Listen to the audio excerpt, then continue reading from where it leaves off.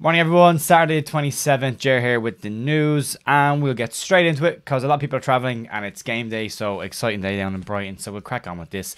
We're going to start with outgoings today, and Alfie McCalmont has been pictured at Oldham ahead of what could be a loan move or a permanent move away from Leeds. Yorkshire Evening Post are reporting that Leeds are willing to let the player leave on a permanent deal. He was on loan at Oldham and has had spell at Morecambe as well, but was pictured watching Oldham on Friday night, so it could be something in that for young Alfie. Also on the outs, Ian Poveda looks more and more likely like he could be heading towards Blackpool. The Athletic are reporting that the 22-year-old is set for a season-long loan at Blackpool. There are expected to be more of the players, the fringe players, to go out on loan over the next couple of days as well. Moving on to incomings, and Ben Burton Diaz. Again, one of these ones going to kind of fall off the wayside here now. Celta Vigo are now said to be interested in the player and are looking to put in a bid. Everton are already interested in the player but haven't bought Neil Maupay. They're possibly moving away from Burton Diaz, but they are said to still be keeping an eye on the situation there as well.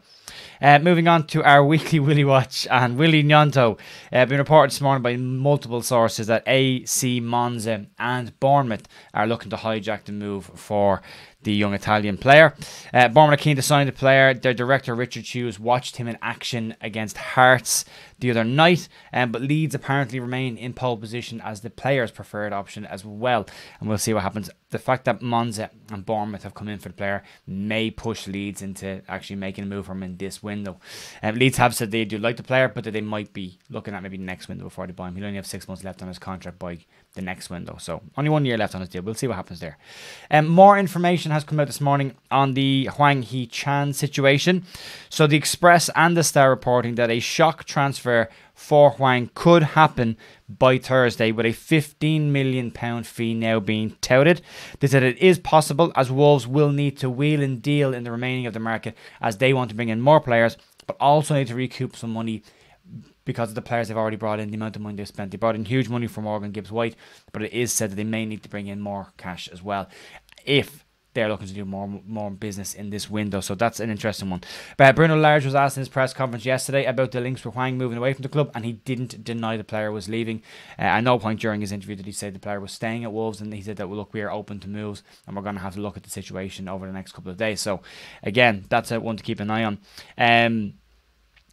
I've no opinions on that one. I kind of flip-flopping a little bit on this one. I kind of, if it's another player to add to the squad and Jesse Marsh can get what he got out of him before, great signing. If he can't, if it's going to be a similar situation to Wolves, fair enough.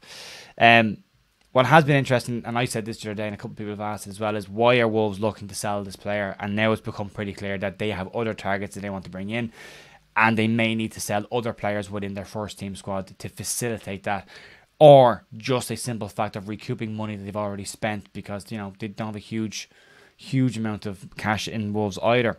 Also, just some news on the Leeds and Barnsley EFL Cup game tonight. Leeds and Barnsley have both been charged by the FA for failing to control their players.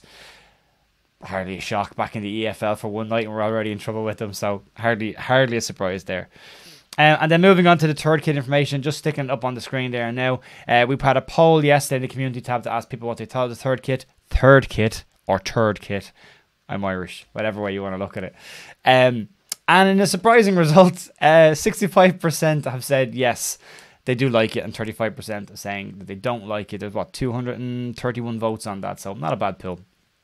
Again, mixed reaction online, but it's it looked better in the preview video than it has done in the other screens that I've seen it on. So an interesting one. The wear today. I have also said to somebody on Twitter that if Leeds beat Brighton in it today, that I will buy it and wear it. I wasn't planning on buying it at all, but if we do beat Brighton, I've said I'm in. I'll buy it. So we'll wait and see. That is it for the news for this morning. Everyone heading to the Brighton game. It's a long trip. Hope you get there safe. Have a cracking day. And fingers crossed for 3 points today. See you tomorrow. Bye.